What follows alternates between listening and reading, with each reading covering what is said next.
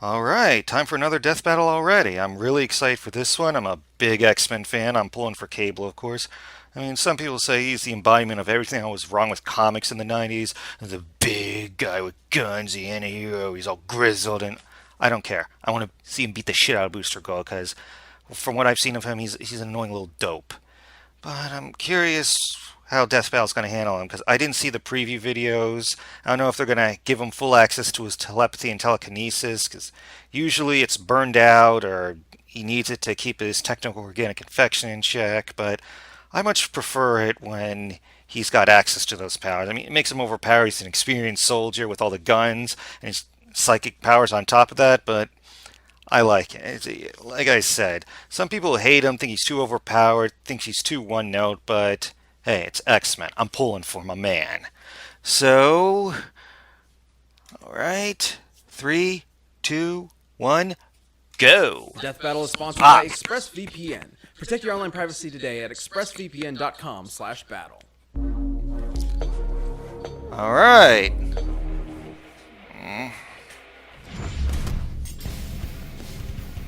Mankind has always looked to the past with regret for mistakes, and to the future for the chance to correct them. But what if Star the past and Trek. future could be visited at the same time? I'd say buckle up. You know, I just watched Bill and Ted's We Excellent don't Adventure need the first time seatbelts. only a few months Wait, is that ago, the right right at the book? end of Cable, a 2019. time-traveling warrior mutant from Marvel. And Booster Gold, the greatest DC Comics hero you've never heard of. Ugh. He's Wiz and I'm Boomstick. And it's our job to analyze their weapons, armor, and skills to find out who would win a death battle. It's gonna be in 2D, oh well. Our convoluted story begins with the supervillain. Hang on a Mr. second. Sinister. With a name My like that, connection's- you'd just be disappointed if he wasn't a supervillain. In I an gotta fiddle attempt with to my destroy cable. Another Well- supervillain, Apocalypse, Sinister planned to create the ultimate mutant.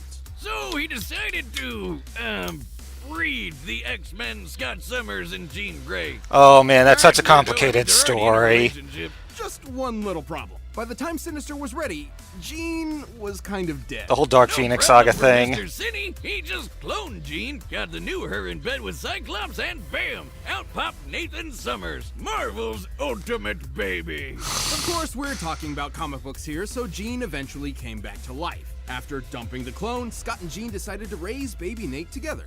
Oh, how nice! I love happy endings. Until Nate was kidnapped by, ironically, Apocalypse. Apocalypse infected Nate with the techno-organic virus, a liquid metal that converts organic tissue into cold, unfeeling steel. It's basically cyborg herpes.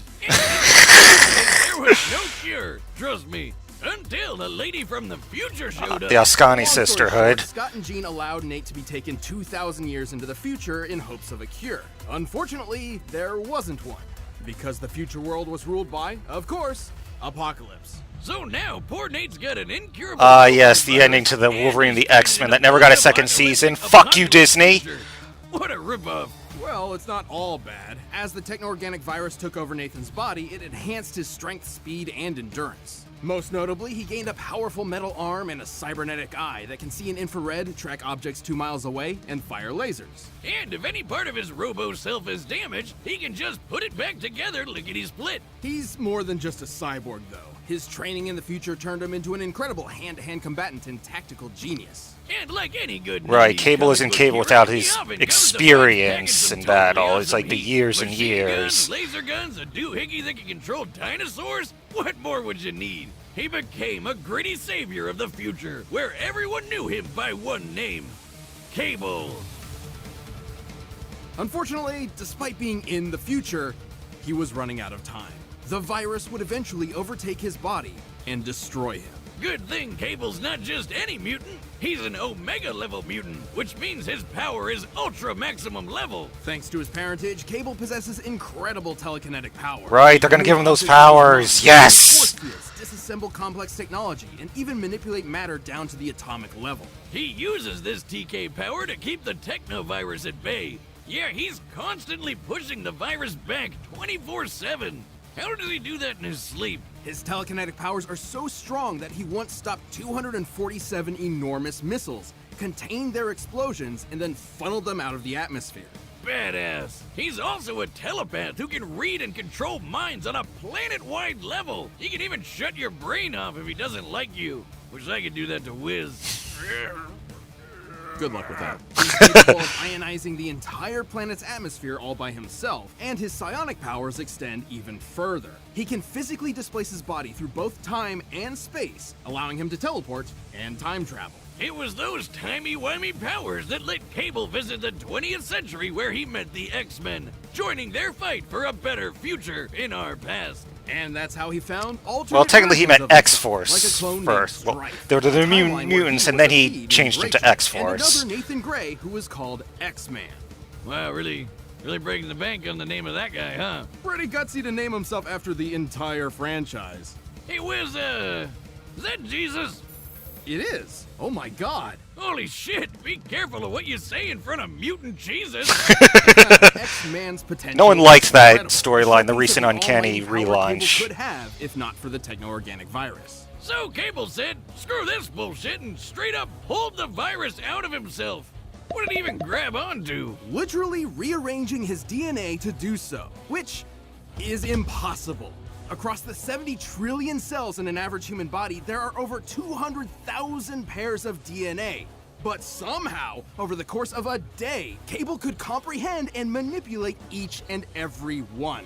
Yeah, that's why I said hardcore. Without that dumb virus digging him over, he's lifted a giant metal island into the sky, broke the Silver Surfer's board, Told ya! even moved planets. To move the Earth out of its solar orbit by 10%, Cable would have to generate 470 decillion joules of energy, about 112 septillion tons of TNT. That's 24 zeros, bitches! He's fast enough to fight the Silver Surfer and was tough enough to survive the Incredible Hulk. But even with all this power, Cable knew he could never truly save the future. However, he did eventually find hope. Yeah, like literally, it's a girl named Hope. After so much time alone, he had finally found a family to protect. Whether it be past, present, or future, Cable will Aw, always shit, be fighting Ad. for a Okay, better back. tomorrow. Remember it, Apocalypse. The name's Cable. And now this guy. Booster Gold is a hero, an icon, a brand. He's a vigilante protecting the streets of Metropolis, and also the head of his own PR company.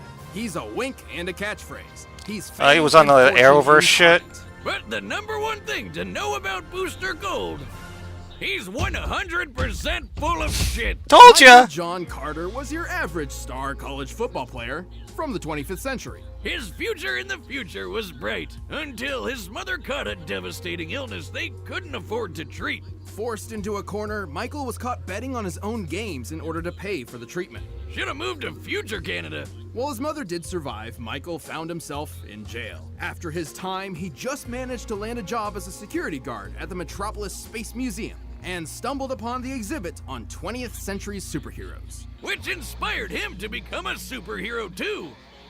Kind of. Actually, he stole all the hero tech he could, and turns out it was the real deal, including a goddamn time machine. Oh yeah, great idea. Let's just leave that shit lying around in the museum that hires and causes security. Alongside his own C-3PO bot, Skeet, Michael took a trip to the past. He used his knowledge of future events to profit off the stock market and form his own company, Gold Star Incorporated. It's pretty clever of him. Clever like a fox.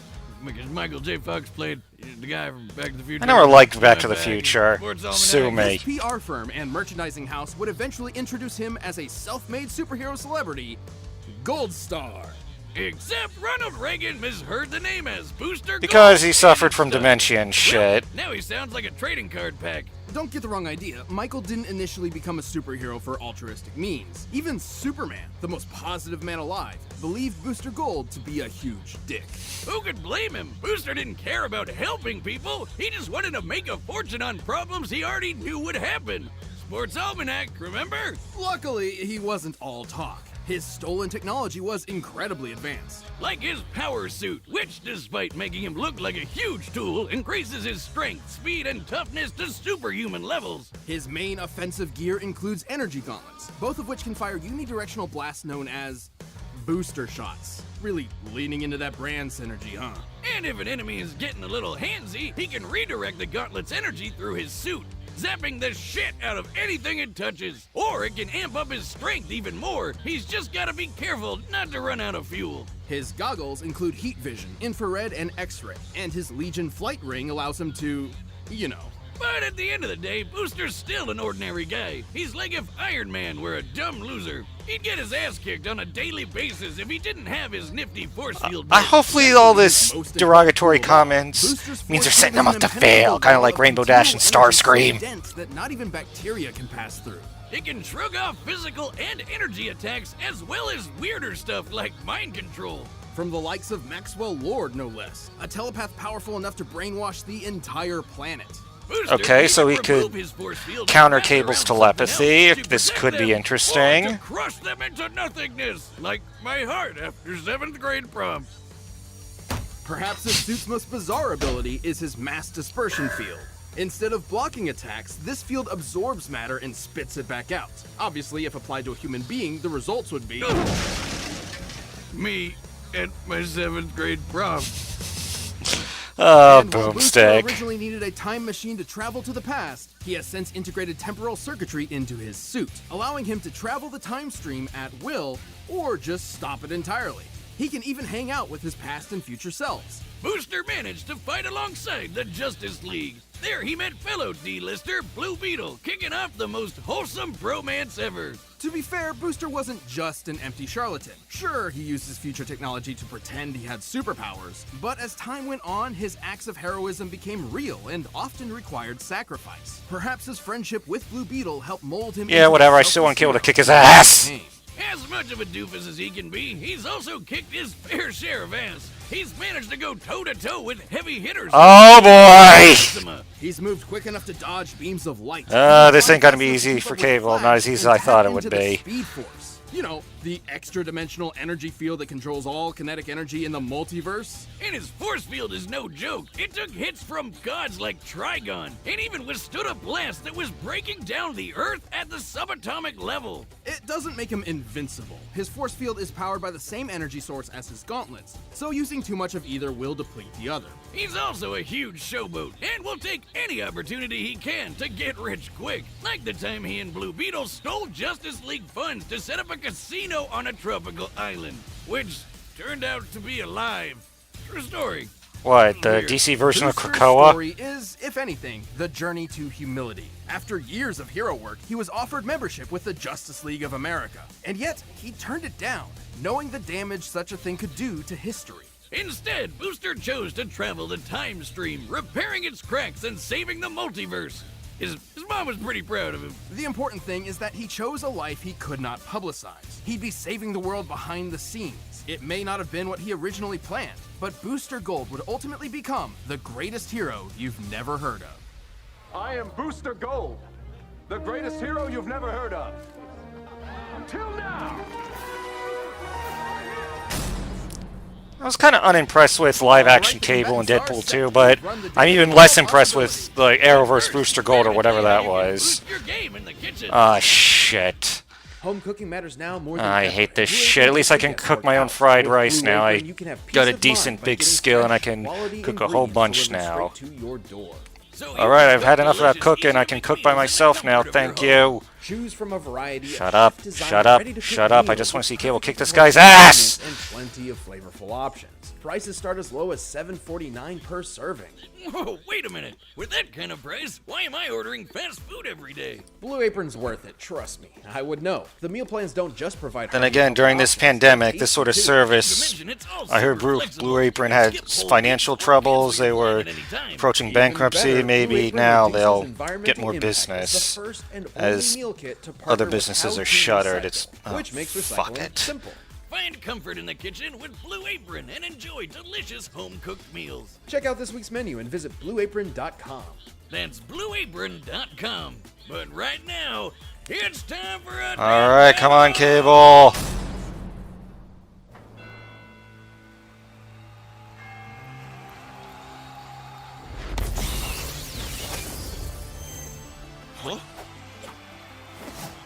Hey, buddy, do you mind? You're hogging my spotlight here. You look like an idiot. Oh, I get it. You want to take on the champ to boost your street cred, right? Oh, okay. Well, if it's a fight you want, it's a fight you'll get. The pavement will be stained with your blood. What? Wait, is this This, dead serious. Oh, thank you! Thank you!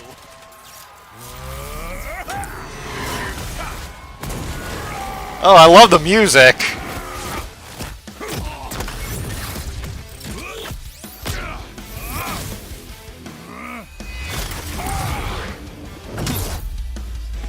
Alright, douchebag, you want some of this?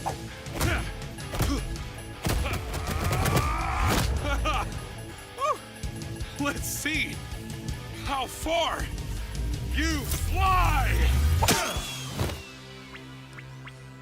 You hit like a girl. Bitch, you fight with Rogue. Don't. That's just. That makes no sense. Okay, they're in the future now or something. Yay, BFG! Did you just punch me into next week? Or a million next weeks? That he did, Boosty, that he did.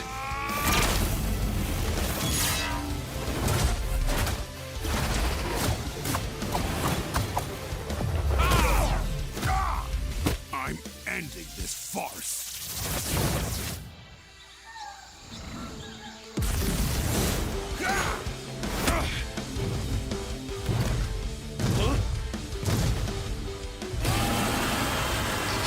Oh!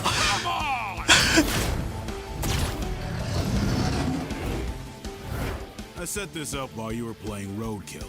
Funny how time travel works. Oh, hey! I can do that too! In fact, it's kind of my thing. So, here's an army of me's from every second we've fought so far.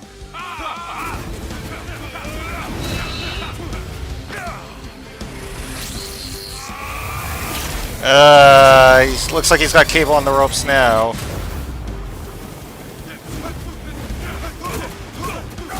Come on! Enough! Turn those shields off! No way he can resist telepathy. No! A voice in my head must remove force field! Finally, your time just ran out. What? Oh, wait. Did you think you made me turn my force field off? No, it's too strong for that. I gave it to you. I'll see you in hell, you goddamn golden asshole!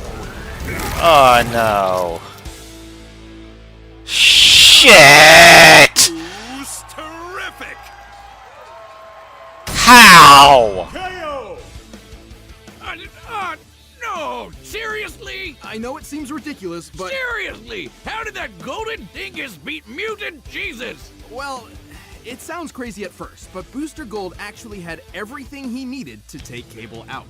Cable's powers were way more versatile and deadly than Booster's, and his lifetime of experience in the trenches made him the more well-rounded soldier overall. But Booster had plenty of deadly weaponry in his own right, though his saving grace was that force field, Sure, that thing survived Okay. some crazy stuff. including every single thing in Cable's arsenal. For example, Cable's telekinesis could move a planet and rearrange cells, right? Well, Booster's force field survived planetary destruction at the subatomic level, similar to a nuclear bomb, but on a massive scale worth about 14 tenatons of TNT, over 100,000 times greater than Cable's power output. That's 40 fucking zeros, bitches! Holy mutant Jesus! And remember, his gloves use the same energy as the shield, so that means Booster is packing some serious heat. Even in Cable's fight with the Silver Surfer, while he managed to keep up for a short while, once the Surfer got serious, the fight was over pretty quick.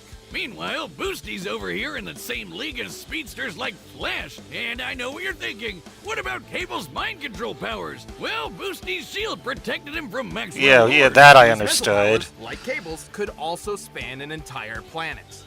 Yeah, Cable looked a lot better on paper, but he just didn't have a surefire way to put Booster down for good. And Booster had exactly what he needed to nab a victory. This is one of the awkward things about comparing heroes from different franchises. Cable may be a gritty badass and Booster may be a silly goofball, but those distinctions mostly matter in their own worlds. In Death Battle, we have to compare them directly, and sometimes that means a hero no one's ever heard of wins. Booster didn't just win, he took home the gold.